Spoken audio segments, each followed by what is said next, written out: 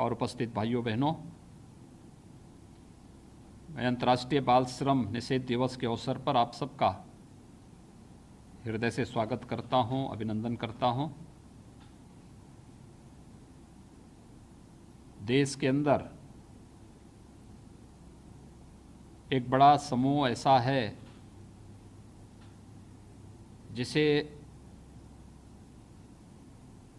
अपने पारिवारिक परिस्थितियों के कारण बाल श्रम करने के लिए मजबूर होना पड़ता रहा है। इन सब से मुक्ति के लिए समय समय पर सरकारों ने कदम उठाए हैं, लेकिन उस सब के बावजूद यह महसूस किया जाता रहा है कि बहुत सारे परिवारों या बहुत सारे बच्चे ऐसे हैं जिनकी मजबूरी थी कि वे बाल श्रम करें। ऐसे बच्चों को जिन्हें इनके बचपन में स्कूल जाने, आगे बढ़ने और अपने भविष्य को संवारने और अपने प्रतिभा का लाभ देश और दुनिया को देने का अवसर मिलना चाहिए, जब बचपन में ही वे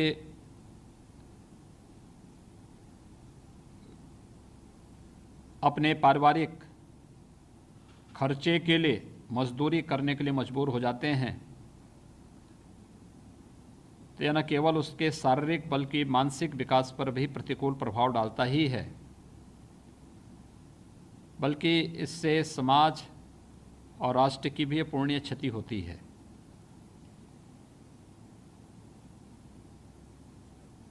इन सभी को समय समय पर बाल श्रम से मुक्त करने के लिए केंद्र और प्रदेश सरकार ने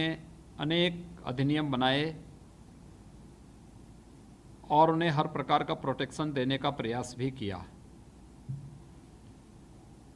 उत्तर प्रदेश सरकार इसी दिशा में बढ़ाए गए एक नए कदम की ओर आज आप सबके साथ है,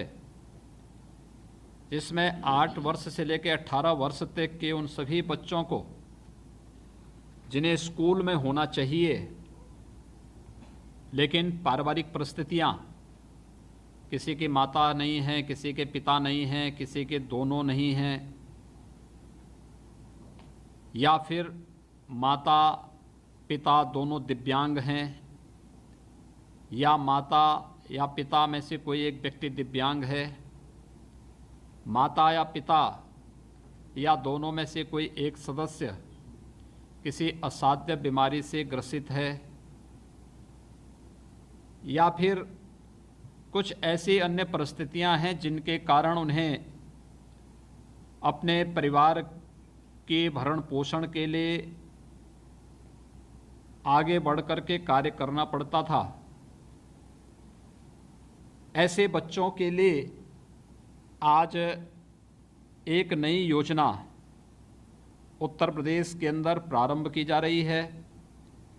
बाल श्रमिक विद्या योजना के नाम पर यह योजना प्रारंभ हो रही है। इस योजना में पहले चरण में जिन 57 जनपदों में सर्वाधिक बाल श्रम से जुड़े हुए कामकाजी बच्चे अब तक रिकॉर्ड किए गए हैं, वहाँ पर 2000 बच्चों का चयन करते हुए उन्हें बालकों को 1000 रुपये प्रतिमाह, बालिकाओं को 1200 रुपये प्रतिमाह देने की व्यवस्था के साथ ये योजना लागू की जा रही है। 8वीं, 9वीं और 10वीं क्लास में पढ़ने वाले बच्चों को प्रतिवर्ष 6000 रुपये की अतिरिक्त सहायता देने का भी प्रावधान इस योजना में दिया गया है। यानी एक ऐसी योजना जिसमें उन परिवारों के लिए और उस बच्चे के सभी प्रकार के उन खर्चों को उठाने का दायित्व श्रम विभाग अब अपने ऊपर लेने जा रहा है, और बड़ी अच्छी शुरुआत 2000 बच्चों से की जा रही है, और मैं उम्मीद करता हूं कि 2000 बच्चे इस वर्ष लाभान्वित होंगे अगले वर्ष से हम लोगों के अटल आवासीय विद्यालय भी आगे बढ़ जाएंगे।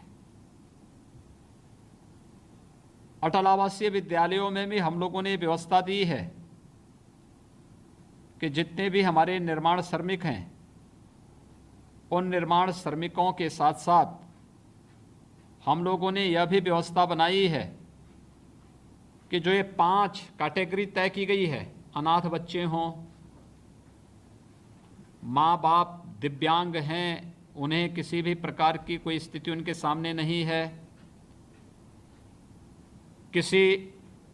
असाध्य बीमारी से ग्रसित हैं और कोई भी उनके पास रोजी रोटी का दूसरा चारा नहीं है, या फिर कोई ऐसी परिस्थिति है कि परिवार की भूमिहीन है, ऐसे बच्चों को भी हम लोगों ने उस श्रेणी में रखा है और उनके लिए अटल आवासीय विद्यालय निर्माण की एक बड़ी कार्रवाई को सरकार ने अपने हाथों में लिया है। पहले चरण में 18 ऐसे अटल आवासीय विद्यालय हम प्रदेश के अंदर स्थापित करने जा रहे हैं, यानी 18 कमिश्नरी हैं। 18 कमिश्नरी मुख्यालय पर 12 से 15 एकड़ के क्षेत्रफल में ये विद्यालय बनेंगे, जहाँ पे इन बच्चों को पढ़ाई लिखाई की व्यवस्था रहेगी। जो बच्चे पढ़ने लिखने में अत्याधुनिक सुविधा से युक्त ये सभी विद्यालय जहाँ अत्याधुनिक शिक्षा देंगे, वहीं अगर किसी बच्चे की रुचि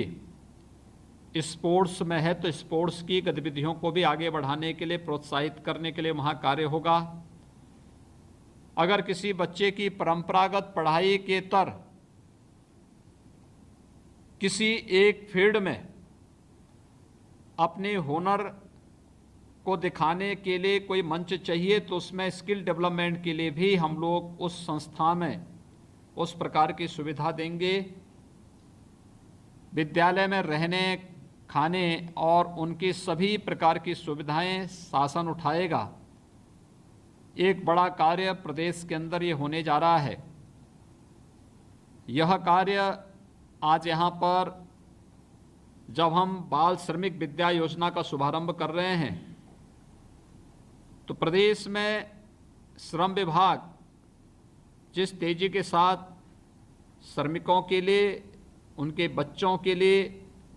उनके परिवार के अन्य सदस्यों के लिए जिस प्रकार की योजनाएं लेकर के आया है, वे बहुत ही अभिनव योजनाएं हैं। और मैं इसके लिए श्रम मंत्री श्री स्वामी प्रसाद मौर्य जी को, विभागीय प्रमुख सचिव को श्री सुरेश चंद्रा जी को और उनकी पूरी टीम को हृदय से बधाई देता हूं।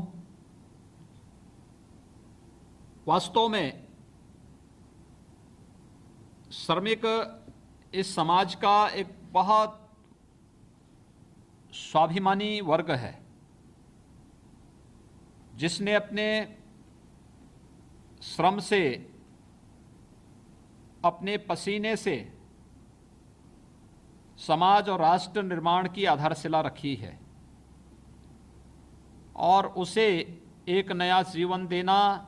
उसके जीवन में बेहतरी करने का प्रयास करना, यह शासन में बैठे हुए लोगों की जिम्मेदारी बनती है। केंद्र और प्रदेश सरकार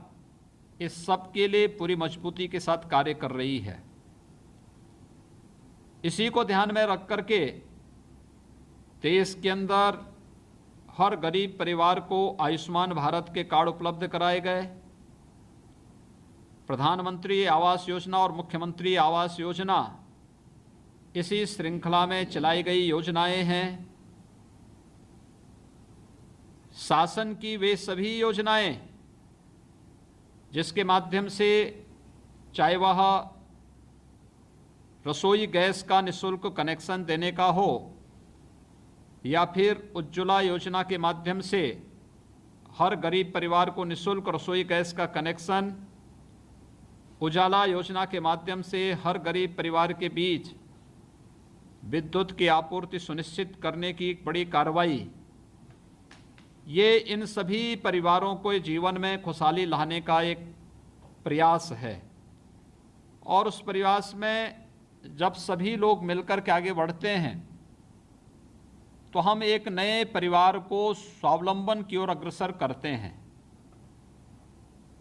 वास्तव में ये पूरे समाज की जिम्मेदारी बनती है और इसीलिए आज का यह दिन बहुत महत्वपूर्ण है जब अंतर्राष्ट्रीय बाल श्रमिक निषेध दिवस के रूप में हम लोग इस संकल्प के साथ यहाँ जुड़े हैं कि अगर किसी परिवार को जो इस कैटेगरी में आ रहा है, जिन बच्चों का हम सिलेक्शन आज यहाँ पे करने जा रहे हैं, वे परिवार अगर उनके पास राशन कार्ड नहीं तो उन्हें राशन कार्ड की सुविधा उपलब्ध कराने, अगर उस परिवार के पास आयुष्मान भारत का कार्ड नहीं तो आयुष्मान भारत के कार्ड से उपलब्ध करवाने, अगर उस परिवार के पास मकान नहीं है तो उसके लिए आवास के लिए प्रधानमंत्री आवास योजना या मुख्यमंत्री आवास योजना से आवास उपलब्ध करवाने, उस परिवार के पास शासन की योजनाओं को लेने के लिए सुविधा नहीं तो उन सुविधाओं से आच्छादित करने के लिए हम लोग उस प्रकार का एक तंत्र विकसित कर सकें जिससे शासन की सभी प्रकार की सुविधाएं उन लोगों तक प्राप्त हो सकें। और इसलिए आज का यह दिवस बहुत महत्वपूर्ण है जब प्रदेश के पहले चरण में 57 जनपदों के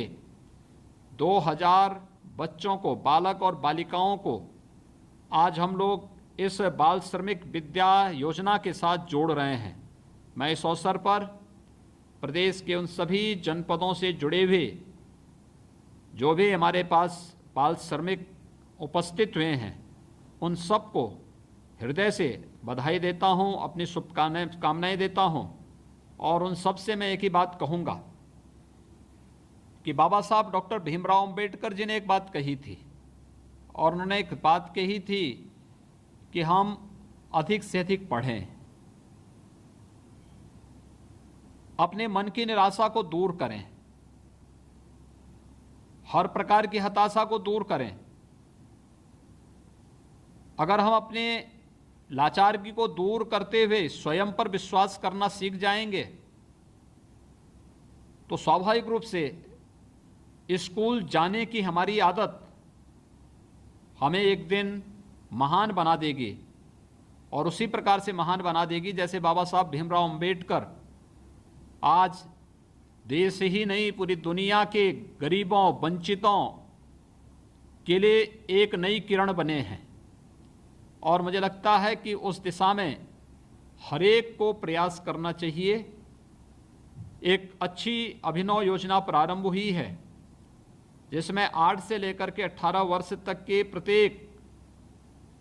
अब तक बाल श्रमिक रहे बच्चे के लिए स्कूल जाने के लिए प्रति माह 1000 रुपये बालकों के लिए और 1200 रुपये बालिकाओं को प्रोत्साहित करने के लिए 1200 रुपये का प्रावधान किया गया है। और 8वीं, 9वीं, 10वीं क्लास के बच्चों के लिए प्रतिवर्ष 6000 रुपये की प्रोत्साहन धनराशि की अलग अतिरिक्त व्यवस्था की गई है। यह 2000 बच्चों के लिए एक साथ प्रारंभ की जा रही है और हमारा प्रयास होगा कि अगले वर्ष तक हम लोग अटल आवासीय विद्यालयों को लेकर के आ जाएंगे। उन स्थितियों में हम लोग प्रयास करेंगे कि हर एक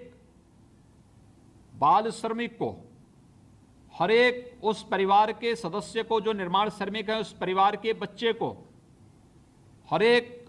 उस बच्चे को जिसके माता या पिता नहीं हैं या जिसके दोनों नहीं हैं, जिनके माता पिता किसी असाध्य बीमारी से ग्रसित हैं या दिव्यांग हैं, उन सभी बच्चों को इन अटल आवासीय विद्यालयों में प्रवेशित कराने और उन्हें उत्तम शिक्षा देने की दिशा में एक बड़ा और महत्वपूर्ण कदम आगे बढ़ा चुके होंगे। यह एक नया प्रयास होगा और मैं इसके लिए आप सबको एक बार फिर से बधाई देता हूं, आप सबका हृदय से अभिनंदन करता हूं। श्रम और सेवायोजन विभाग को इस अभिनव योजना के लिए हृदय से धन्यवाद देता हूं। ये जो धनराशि है यह तो आपको पढ़ाई के लिए दी जा रही है, इसके अतिरिक्त जो छात्रवृत्ति स्कूलों में जाने पर मिलती है अनुसूचित जाति जनजाति के बच्चों के लिए, पिछड़ी जाति के बच्चों के लिए, निर्धन गरीब जाति के बच्चों के लिए या फिर अन्य प्रकार की जो भी स्कॉलरशिप की योजनाएं हैं उसका लाभ अतिरिक्त रूप से इन सभी बच्चों को प्राप्त हो पाएगा। मैं इस अवसर पर एक बार फिर से बाल श्रमिक विद्या योजना के शुभारंभ के अवसर पर आप सबको